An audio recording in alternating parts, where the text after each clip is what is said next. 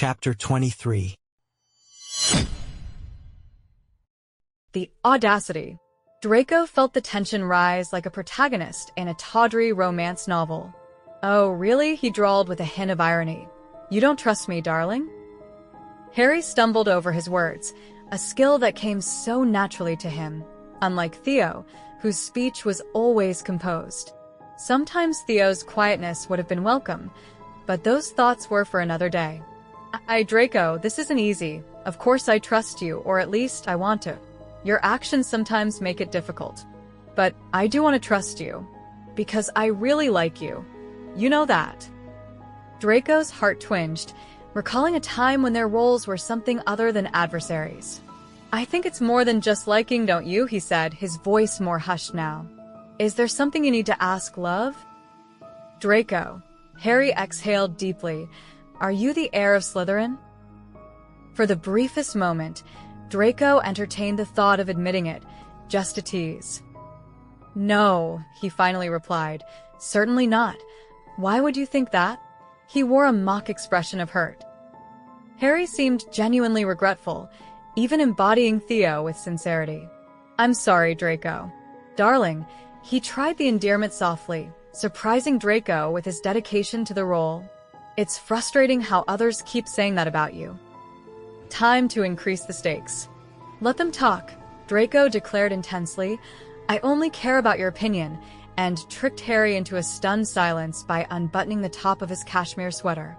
"Oh," he murmured, taking Harry's gaze to mean something else. "Do you admire the jumper Mum gifted me?"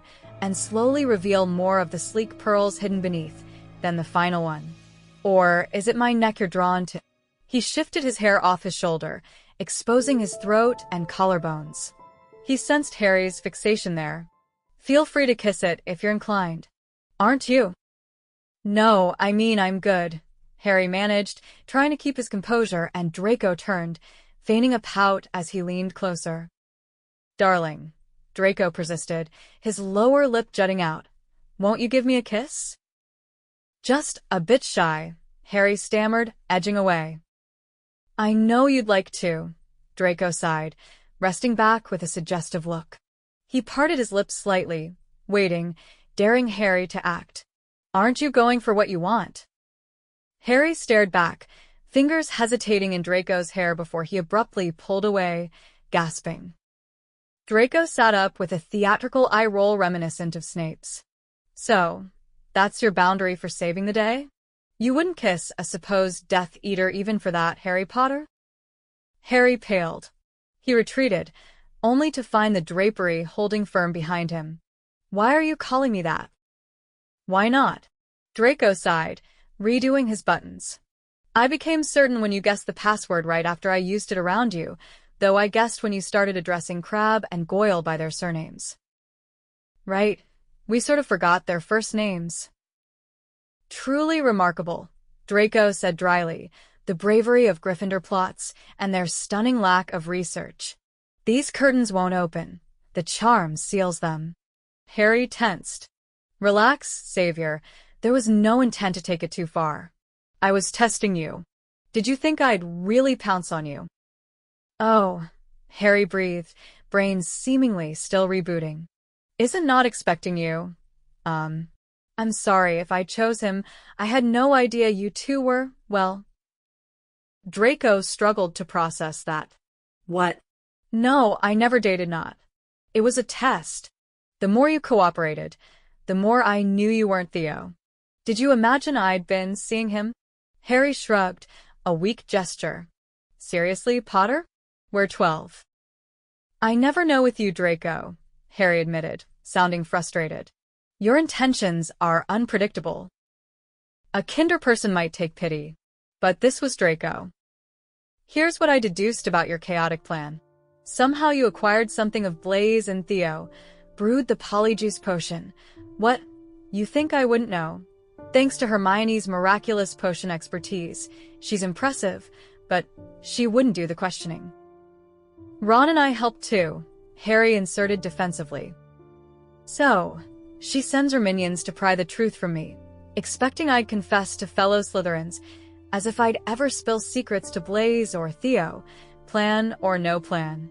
Hermione vastly overrates my capacity for casual friendships. She expected to prove I'm the fiend, right? Hermione aimed to clear your name, Draco, Harry said earnestly. She would have come herself. I doubt she liked that guise as Bulstrode, but Draco, she consistently said you're not the heir, and this could have confirmed it. Oh, I spoiled the chance by unraveling the mystery, stepping on her grand reveal. I poured my effort into a charm for her holiday gift, and this is what Gryffindor loyalty brings. She might have gotten a scarf, too? Draco's laughter resounded, unnerving Harry. Oh, Draco, sorry, but could you, let me go, please? Not until you ask your questions, Potter. Get your answers. Even if my knowledge ruins it for you, ask anyway. Harry's face was a tornado of uncertainty, yet his fumbling mind pushed onward. Draco, does that diary you found from Ginny tie into the Chamber of Secrets? Draco contemplated. I can't say. Likely nothing, since Severus permanently destroyed it. I'm sure using something called liquid fiendfire. Believe me, it's beyond anything your mind could fathom. If it's not you, or the diary, then who? Someone else in Slytherin. I don't mingle with other Slytherins much these days. I like to think none of my mates would be that tricky, but who knows? I'm not especially close to them. Harry's question felt like a probe. No bond with not? Anyone you're close to? Suppressing vulnerability, Draco said. No one. Then, the pull was too strong. He mussed Harry's hair affectionately. Except you at this moment. Draco, Harry began, but they both froze at the sound of doors opening, footsteps nearing, as their fellow second years returned. Draco still loitering in the Ollery, or is he pulling another sleepy stunt? Blaise inquired from the other side of the curtains. Noglu, Tauzet Ponde Ladili. Hey, Vince, did you catch the new nameplate he got for Snape? Let me out, Potter whispered urgently, while I'm still masquerading as not, before the disguise fades. Considering how unusual it is for Theo and me to be snug in bed together, Draco sighed, your plan's a bit flawed, Potter, as there's the small issue of the real Theodore Nott, currently chatting right outside these curtains. Did you bother learning his voice before attempting to mimic him? Quiet. Didn't you hear me cast a silencing spell? Draco reclined back onto the pillows nonchalantly. But we can hear them talking, Potter said in bewilderment. The charm's only blocking one side, Draco yawned. Hope they clear out before your polyjuice wears off and reveals who you truly are, Potter, or we're in a bit of a bind. You worried about me being a Gryffindor in your Slytherin digs? Draco found himself yearning to mimic Hermione's knack for smacking sense into Potter. Oh, indeed, Potter, Draco drawled sarcastically. That would be the absolute highlight, witnessing Harry Potter emerging from my quarters. He eyed Potter's hastily transformed Slytherin outfit. Did Granger tackle this little fashion project? Potter nodded, cheeks ablaze. Beginning to grasp the implications? Oh my days, Potter moaned, hiding his face in his palms. This is the end for me. Draco refrained from revealing his ability to bind the dorm's lips with threats of Langlock, finding far more amusement in the current scenario. Potter collapsed onto the pillow, his hand brushed against something tucked beneath. What's this? He asked, unveiling Emogi from her hiding place. The infamous beast from the chamber, Draco monotoned. For a fleeting instant, comprehension sparked in Potter's eyes. Could the boy before him truly be the heir of Slytherin? A toy dragon in hand, Potter's expression shifted to one of intrigue. Is this a plush dragon? He marveled, examining it closely. Her name is Emogi, Draco retorted, clutching the dragon protectively.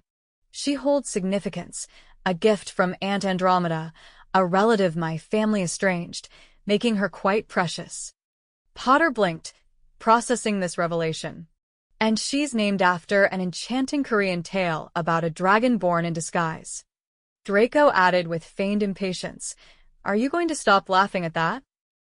You're absolutely adorable, Potter chuckled, and Draco swatted him gently with a mogi. Stop that! Draco protested, nudging Potter with the plush's horns. Want to hear the tale, or not? There's a good reason she's here. Okay, tell me. Potter relented, his eyes sparkling, inching towards Emerald. He was reverting to his familiar features as Draco spoke. Imogi transformed into a dragon when she turned 18, Draco narrated, bearing a dragon-shaped birthmark. Mine's similar. One could say it inspired my name. Perhaps, just perhaps, Draco mused with mischief, I too will morph into a dragon at that age. Potter gave a skeptical look, then, intrigued, asked, You've a dragon-shaped birthmark? Can I see it? As he reached for his stowed glasses. Anybody else's request Draco would have refused, but somehow, Potter was different. It's on my shoulder, Draco assured, unbuttoning his shirt just enough to reveal the mark. Potter hesitated. Wait, where exactly? Relax, it's my shoulder, Draco replied, guiding Potter's fingers to locate the coppery red mark. See? Quite draconian, don't you think? Intriguing, Potter murmured, tracing the pattern. Their moment was shattered by an impromptu shout. Fancy a snack, Vince? Pretty sure Draco's elf can hook us up in the kitchens. Draco exhaled, feeling the tension ease away. They're leaving, Draco noted, as the Slytherin crowd exited, leaving the room quiet. You know them well, Potter remarked absent-mindedly, retracting his hand. Draco adjusted his shirt, feeling oddly vulnerable.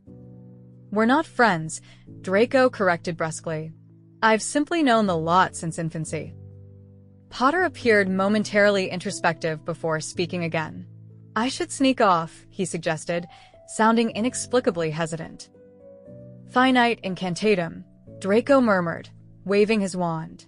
Off you go, Potter.